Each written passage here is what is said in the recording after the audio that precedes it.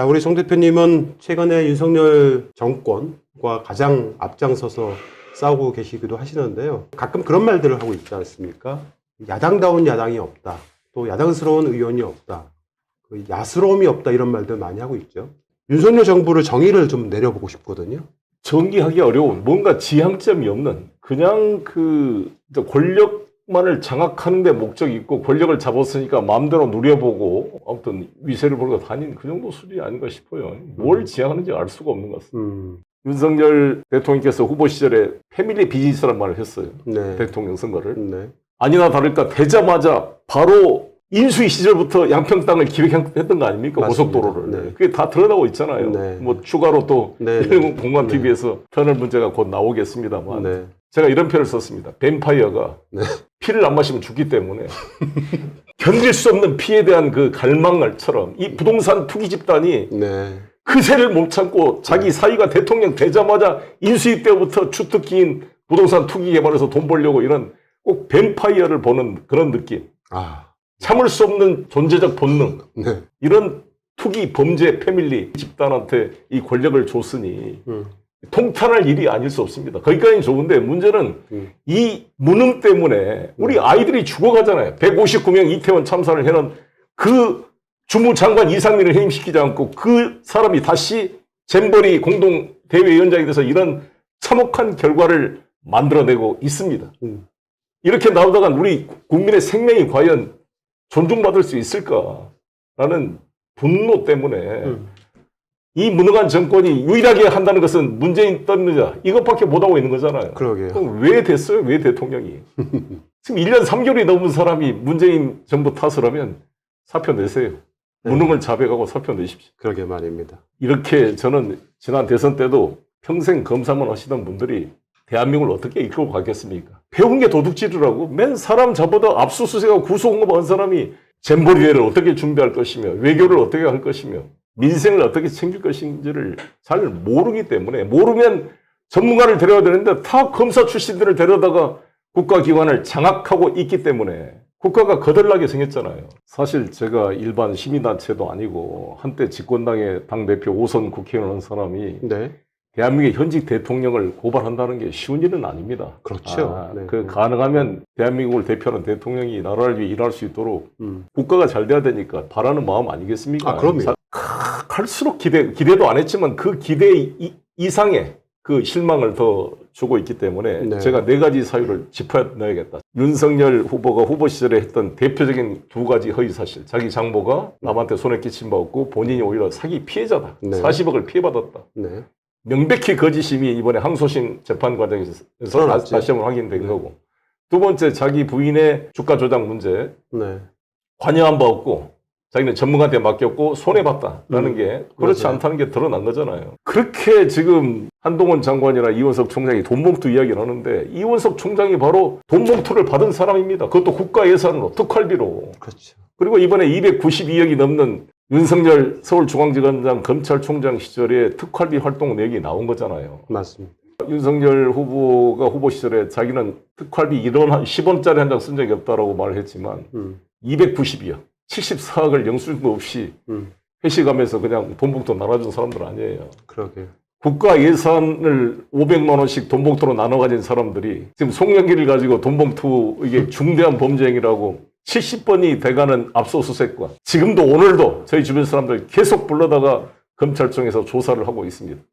나를 불러라니까 아직 저를 부르지도 않고 있습니다. 제가 매일 밤마다 분노의 칼을 갈고 있습니다. 제가 검찰청에 들어가면 저 검사와 정면 대면에서 한번 논쟁을 하고 싶습니다.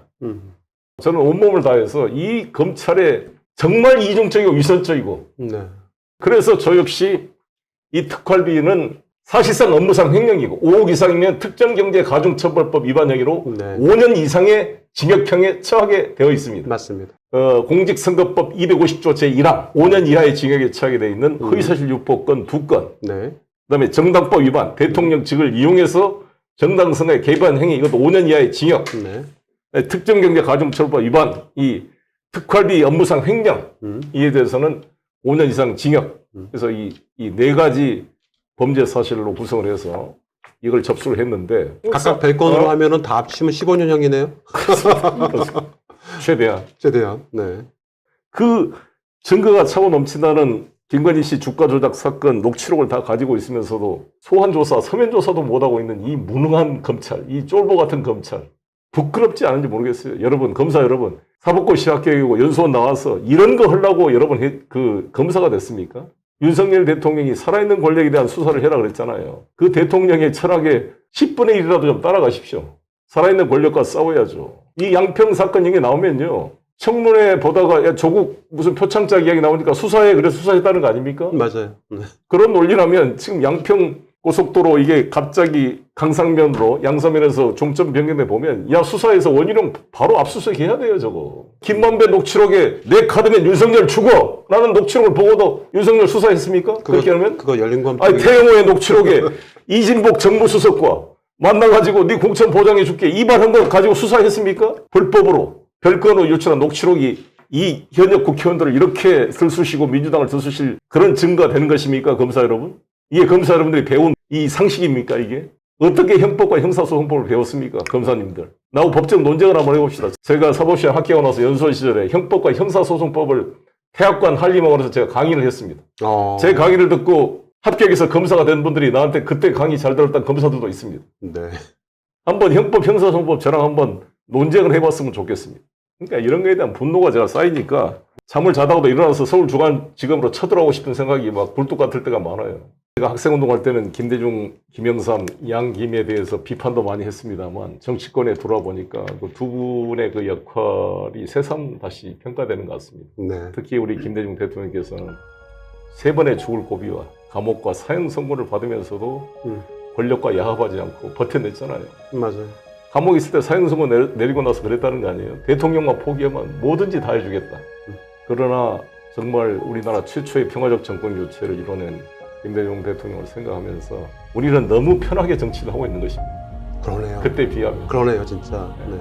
우리가 이번에 윤석열 이 무도한 검찰 정권이 들어선 거는 우리의 나태함을 반성한 계기를 주고자 저는 하나님이 내린 연단의 시간이라고 생각합니다. 정말 그 국민을 우습게 보는 것 같아요. 그러니까 이게 권력을 가지면 윤석열 대통령이 후보 시절에 말한 것대로 겁이 없어요, 겁이. 5년짜리 이제 3년 7개월, 10개월 남았습니까, 이제. 네. 저도 2000시장 됐을 때, 야, 4년이 길다 생각했는데요. 눈 깜짝할 새 4년 지나갑니다. 윤석열 대통령님, 좀 있으면 바로 이제 전임 대통령이 됩니다. 이 대한민국에서 제대로 살고 싶으면 이렇게 하면 안 됩니다. 모든 윤석열 대통령이 하는 5년의 모든 행위가 다 차곡차곡 우리 국민의 가슴 속에, 송영길의 캐비넷 속에 쌓이고 있습니다. 용서하지 않겠습니다. 반드시 대가를 치르도록 만들겠습니다. 10억 3천만 원을 1000억이 넘는 불법 대출의 대가로 받은 조우영이를 박영수 특검이 변호사란 이유로 커피 한 잔 마시고 돌려보냈다는 이런 행위를 한 게 바로 주무검사 윤석열 검사 아니었습니까? 네. 이 대장동의 50억 클럽을 놔두고 맨 이재명만 잡으려고 지금까지 20만 쪽의 수사 기록을 만들었다는데 아니 돈을 추적해야지 사람의 말을 비틀어서 그 조작을 하냐고요. 돈의 흐름은 거짓말을 안 하잖아요. 그렇지. 돈의 흐름을 찾으라고 제가 그렇지. 아니 검사들의 기본 아닌가요? 맞죠. 일시적으로 우리가 지금 검찰 독재에 우리가 순환을 받고 있으나 자부심을 가지고 절대 우리는 꺾이지 않는다는 희망을 가지고 함께 힘을 모았으면 좋겠습니다. 저도 부족함을 이겨내고 하겠습니다. 죽으면 죽으리라는 자세로 필사즉생의 각오로 싸워내겠습니다.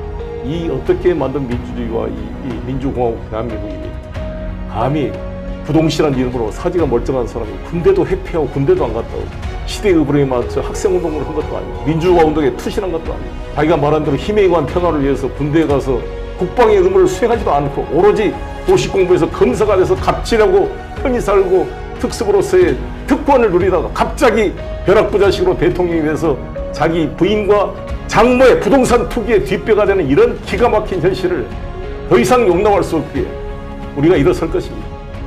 할 수 있습니다. 저부터 정말 온몸을 불사른 각오로 싸워나가겠습니다. 감사합니다.